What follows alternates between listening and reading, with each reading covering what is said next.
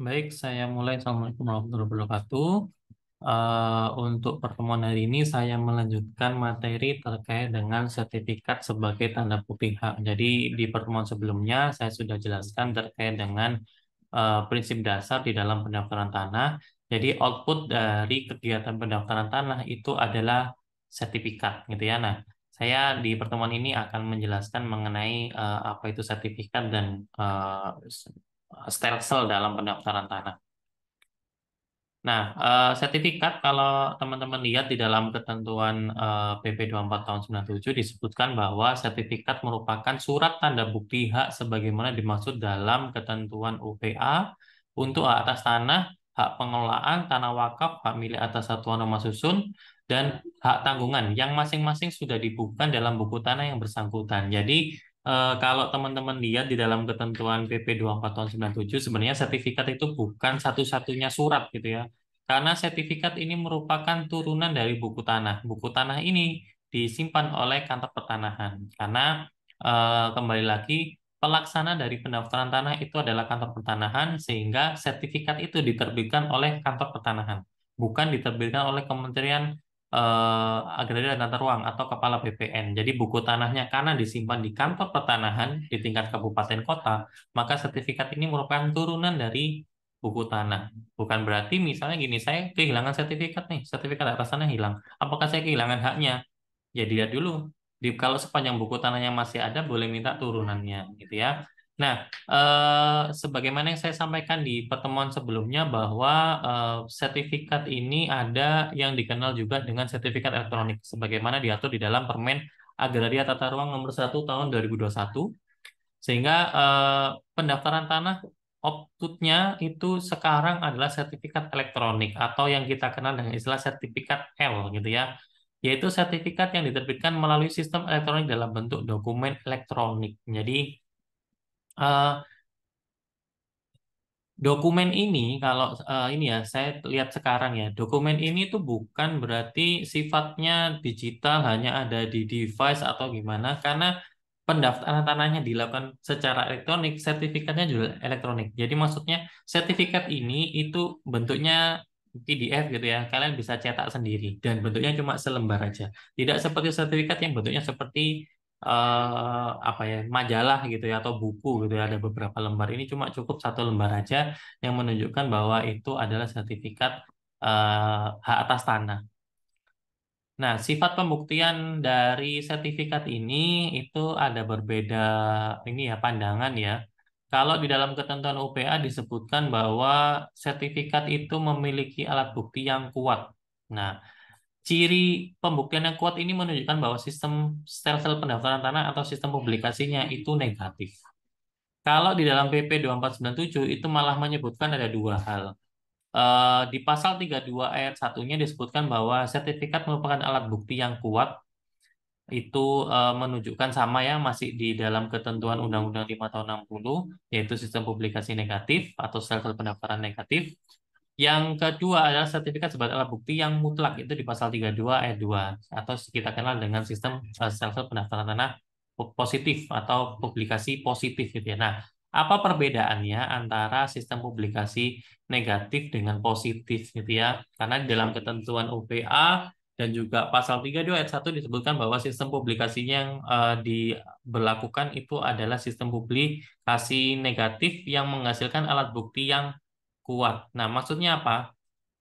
Jadi, semua keterangan yang tercantum di dalam sertifikat tersebut itu dianggap sebagai hal yang benar, sepanjang tidak ada alat bukti lain yang membuktikan sebaliknya.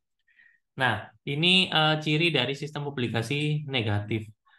Eh, Kalau semisal ternyata suatu waktu ada orang yang merasa bahwa itu adalah bidang tanahnya, maka pihak yang bersangkutan sepanjang dapat membuktikan apa namanya bahwa itu adalah sertifikat yang salah yang dipegang oleh orang lain, maka hakim yang akan menilai mana alat bukti yang dibenarkan gitu, yang kuat gitu ya. Nah, dengan demikian, dengan adanya sistem publikasi negatif ini, sertifikat itu bukan merupakan satu-satunya alat bukti. Jadi sepanjang dia dinyatakan apa ya, tidak ada pihak lain yang merasa dirugikan, maka alat bukti tersebut itu sifatnya kuat gitu ya. Nah, dalam artian sertifikat ini apa ya? Suatu waktu bisa digugat gitu, gampangannya gitu. Jadi asal tidak ada pihak lain yang bisa membuktikan sebaliknya, maka itu alat buktinya kuat gitu ya. Nah, ini yang dikenal dengan sistem publikasi negatif. Dan proses pendaftaran tanah yang dilakukan oleh pemerintah itu relatif lebih singkat. Ini sepanjang ini alat buktinya jelas, gini, gini, gini, terbitkanlah sertifikat oleh kantor pertanahan. Nah, yang kedua adalah sistem publikasi positif, gitu ya, atau sistem pendaftaran tanah positif.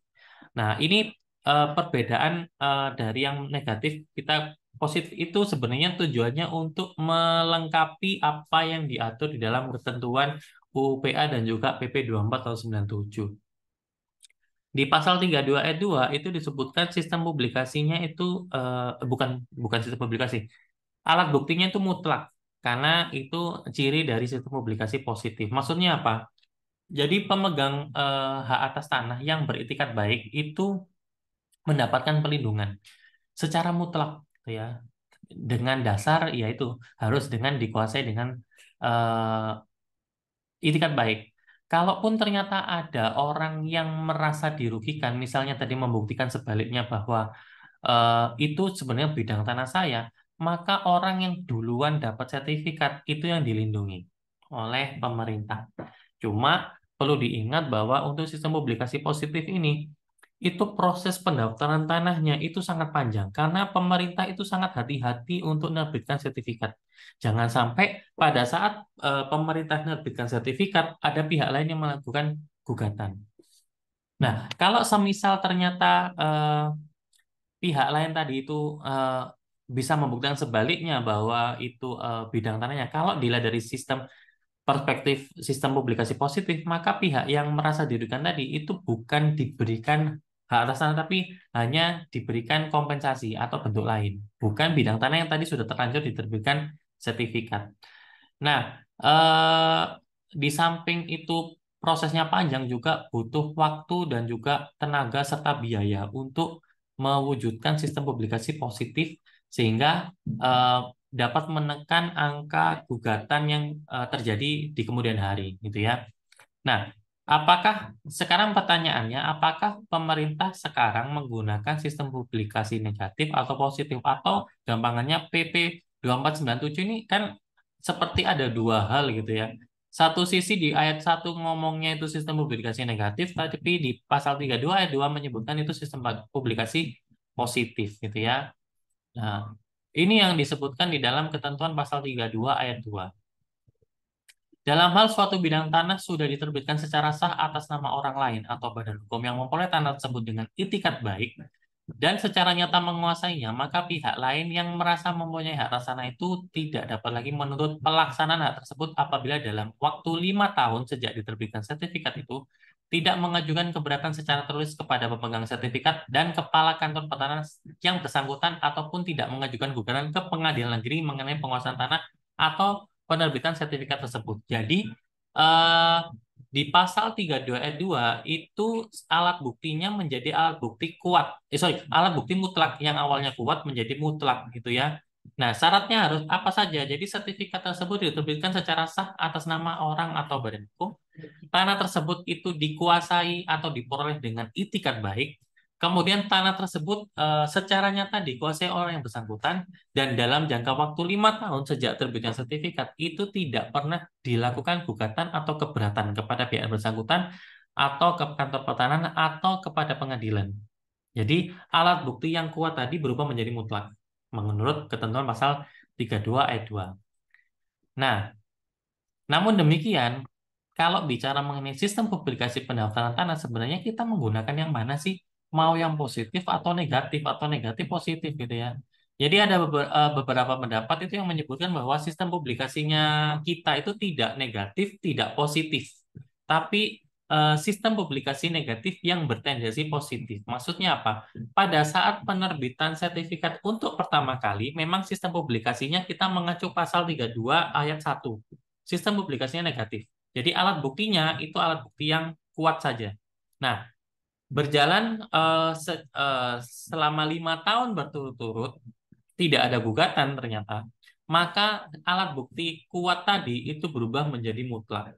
Jadi sistem publikasi yang negatif itu seolah-olah berubah menjadi positif, sehingga alat bukti yang tadi sudah dipegang itu menjadi alat bukti yang kuat, alat bukti yang mutlak, dan pihak lain itu tidak dapat melakukan gugatan. Nah, konsep ini sebenarnya dilihat kembali ke konsep eh, dalam hukum adat, karena ingat ya, Pasal 5 UPA itu menyebutkan bahwa dasar pembentukan hukum agraria nasional itu didasarkan pada hukum adat. Di dalam ketentuan hukum adat itu ada yang dikenal dengan istilah lembaga Rex Working. Jadi, jika seseorang itu selama sekian waktu membiarkan bidang tanahnya tidak dikerjakan, ternyata tanah itu dikerjakan oleh orang lain, maka orang yang pertama punya itu dianggap telah melepaskan haknya. Jadi nggak bisa mengajukan gugatan gitu. Kalaupun dia memang benar pemiliknya, jadi dianggap dia telah melepaskan haknya. Nah, di dalam ketentuan pasal 32 ayat 2 disebutkan diberikan jangka waktu 5 tahun. Jadi 5 tahun tidak ada gugatan, maka dianggap dia melepaskan haknya. Nah, itu terkait dengan sistem publikasi. Nah, saya pernah tanya ke teman-teman, kan banyak alumni Erlangga ini jadi hakim ya, hakim jaksa dan lain-lain gitu ya. Nah, pernah nggak sih menemukan gugatan terhadap kepemilikan suatu sertifikat yang ternyata sertifikat itu telah diterbitkan lebih dari 5 tahun? Nah, kalau saya kan ngacunya kepada ketentuan PP 2497, sebenarnya nggak boleh dilakukan gugatan, sudah menjadi alat bukti yang mutlak.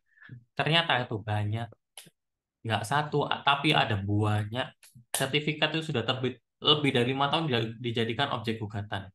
Gitu. Nah, hakim pengadilan negerinya juga masih menerima. Padahal kalau sebenarnya kalau kita ngacu kepada ketentuan peraturan, idealnya adalah kalau sudah lewat dari 5 tahun ya bukan tidak bisa dilakukan gugatan lagi ke pengadilan gitu ya, tapi tetap dilakukan. Kalau itu gugatannya administrasi, ya perlu diingat di gugatan administrasi juga ada batasan berapa jangka waktu yang bisa dilakukan gugatan sejak terbitnya suatu keputusan atau usaha negara. Tapi kalau itu sertifikat, karena di dalam pasal 32 juga membuka peluang gitu ya untuk melakukan gugatan ke pengadilan, tapi seharusnya gugatan tersebut tidak dilakukan lebih dari 5 tahun. Seharusnya kalau lebih dari 5 tahun dianggap daluarsa dan tidak bisa dilakukan gugatan seharusnya gitu. Cuma prakteknya memang masih banyak dilakukan gugatan.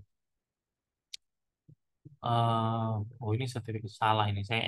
Ini contoh pengecekan sertifikat secara elektronik. Jadi bentuknya selembar aja. Tapi nanti mungkin saya di kelas akan nyampaikan contoh sertifikat yang elektronik seperti apa gitu ya untuk memudahkan kalian terkait dengan pemahaman terkait dengan sertifikat hak atas tanah sebagai alat bukti. Nah, sudah habis. Mungkin itu dulu yang bisa saya sampaikan terkait dengan perkuliahan saya terkait sertifikat sebagai alat bukti hak. Saya akhiri, semoga bermanfaat. Wassalamualaikum warahmatullahi wabarakatuh.